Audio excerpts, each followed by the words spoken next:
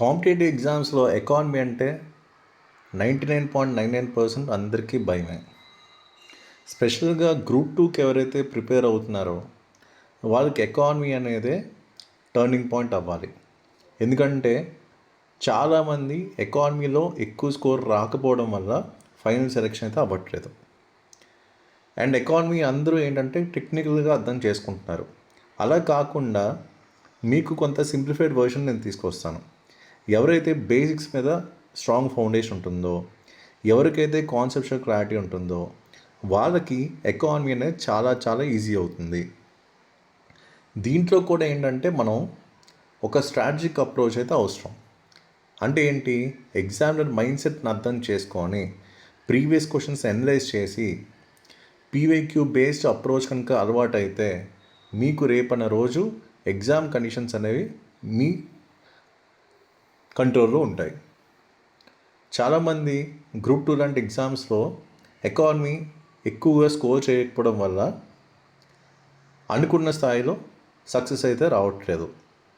So దీన్ని overcome చేయడానికి మనం ఏం చేస్తున్నాం, మొత్తం అంతా కూడా ఎగ్జామినేషన్ పాయింట్ ఆఫ్ వ్యూలో మీకు నేను కంటెంట్ అయితే షేర్ చేస్తాను. సో ఫస్ట్ మనకి పీవైక్యూ బేస్డ్ ఎలా మనం చూడాలి.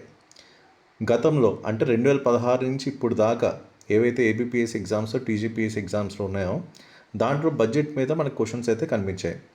సో దీంట్లో కూడా బేసిక్ లెవెల్ క్వశ్చన్స్ మనకు కనిపించాయి. ఫర్ ఎగ్జాంపుల్ ఈ పదం తలక పుట్టుక అంటే బడ్జెట్ అనే పదం పాత ఫ్రెంచ్ పదం బౌగెట్ నుండి వచ్చింది. ఇది ఆల్రెడీ ఏపీపీఎస్సీలో సేమ్ ఇదే లైన్ మీద మనకు క్వశ్చన్ అయితే వచ్చింది. సో అక్కడి నుంచి మన రిఫరెన్స్ పాయింట్ తీసుకొని మనం కంటెంట్ అయితే బిల్డ్ చేయడం జరిగింది. ఇప్పుడు దీనికి సంబంధించిన కాన్స్టిట్యూషన్ ప్రొవిజన్స్ అంటే ఏవైతే రాజ్యాంగ నిబంధనలు ఉన్నాయో, ఫర్ ఎగ్జాంపుల్ ఆర్టికల్ 112 వార్షిక ఆర్థిక నివేదిక మీద కూడా మనకి గతంలో ప్రీవియస్ క్వశ్చన్ అయితే రావడం జరిగింది.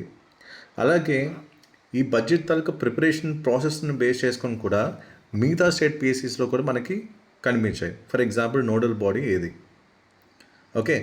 అలాగే మనకి హల్వా సెరమోనీ అని ఉంటుంది. సో అది కూడా గతంలో మనకి కనిపించింది ప్రీవియస్ క్వశ్చన్స్లో.